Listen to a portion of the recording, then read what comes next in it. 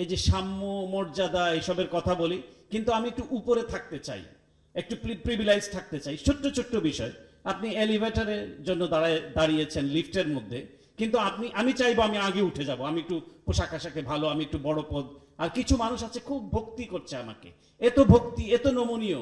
এই যে বৈষম্য, আপনি একটু কোনো কাজে সরকারি অফিসে যাবেন, ওসি সাহেব বসে থাকবে, কতক্ষণে আপনি তাকে স্যার বলবেন। এই যে একটা বিভাজন, বৈষম্য, আপনি ছোট ছোট বিষয়গুলো হবে, এইগুলিকে যদি আমরা সংস্কার না করতে পারি নিজেদেরকে, আমি মনে করি রাষ্ট্র সংস্কার, অবশ্যই আমি কেতাবি কথায় যাচ্ছি না, কিন্তু আমি খুব মেঠো বাংলায় বলতে চাই যে আমাদের মানসিকতার সংস্কার প্রয়োজন। তাহলে পরে আমাদের রাষ্ট্র সংস্কারটা কাজে দিবে। না হলে পরে বিশাল আকারের বই পুস্তক হবে, অনেক সুন্দর সুন্দর কথা হবে। বাংলাদেশে কিন্তু আইনের কোনো অভাব নেই, কিন্তু অভাব হচ্ছে আইনের প্রয়োগের, এবং যারা আইন তৈরি করে তারাই আইন মানতে চায় না। সুতরাং আমাদের মানসিকতার সংস্কারটা আমি মনে করি অত্যন্ত জরুরি। এবং যে জিনিসটা চলছে, যে হিংসা, যে আমি বেশি করেছি, আমার অবস্থানটা বেশি, এই বিষয়টাতে খুব পরিত্যাগ করতে হবে। কারণ আমরা যদি মনে করি এই রাষ্ট্র আমাদের স্বাধীনতা, আমাদের অধিকার, এটি কেউ কোনো সোনার থালায় উপঢৌকন হিসেবে দেয়নি, এটি অর্জন করতে হয়েছে আমাদের বিপ্লবের মধ্য দিয়ে। সুতরাং এই রাষ্ট্রটিকে আমাদেরকে টিকিয়ে রাখতে হবে।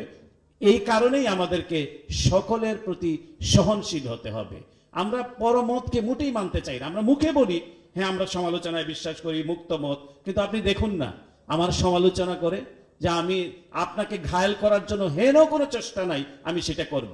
চরিত্র হনন থেকে শুরু করে, চাই সে সরকারে, চাই সে বিরোধী দলে। কিন্তু এটি কেন হবে? যেমন আমি মুশফিকুল ফজল আনসারী, আমি মনে করি সব মানুষ আমাকে ভালো বলতে হবে কেন? কিছু লোক আমাকে ভালো বলবে, কিছু লোক খারাপ হবে। যেমন আমি এটা মজার ছলে বলি, বিএনপির এক শীর্ষ নেতা ছিলেন তরিকুল ইসলাম, আল্লাহ আল্লাহকে বেশ নসিব করুক। এক লোক এসে বলছে, বস আমি কিন্তু আপনার খুব ভক্ত। তিনি বলতে, যা বেটা, আমি কি সাবানা না ববিতা, আমার আবার ভক্ত কিসের?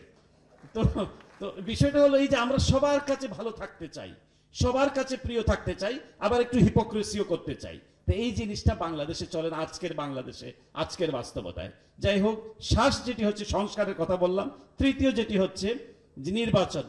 অবশ্যই বাংলাদেশে একটি জনপ্রতিনিধিত্বশীল সরকার গঠন করতে হবে।